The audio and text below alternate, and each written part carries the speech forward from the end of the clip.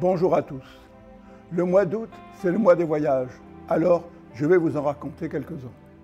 J'oublie volontairement, mais pas amoureusement, les voyages en Europe.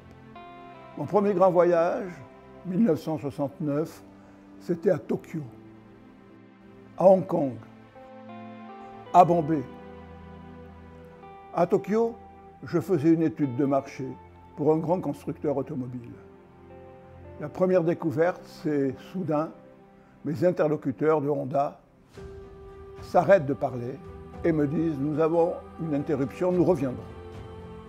Ils reviennent un moment après et je peux continuer à poser mes questions.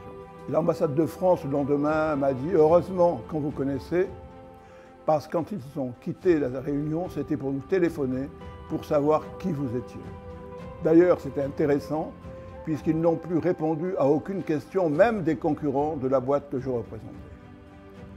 Et puis, comme je faisais une étude de marché, je vais voir une petite entreprise toute jeune, extraordinaire, mais vraiment inconnue.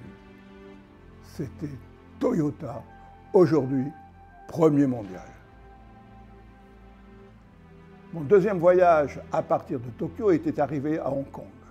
À Hong Kong, qui était encore anglaise, et pour des raisons privées, j'étais invité par le patron de la police.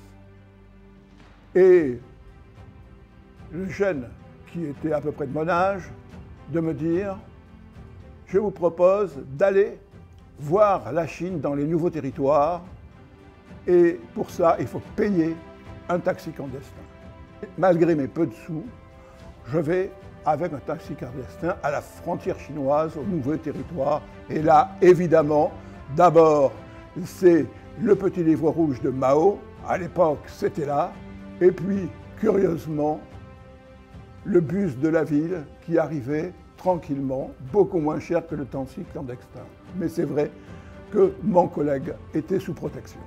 Et puis, le troisième voyage, c'était à Bombay. Bombay, toujours pareil. À l'UMCA, je n'ai pas beaucoup d'argent, mais là, c'est une découverte extraordinaire. La pauvreté, non pas celle des livres, non pas celle des statistiques, la pauvreté en réel. C'était absolument épouvantable.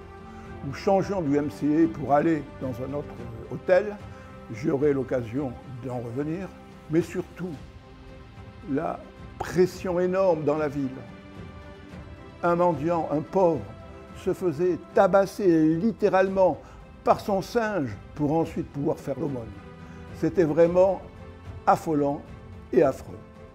Depuis, l'Inde a fait beaucoup de progrès. Je vous remercie pour ce premier voyage.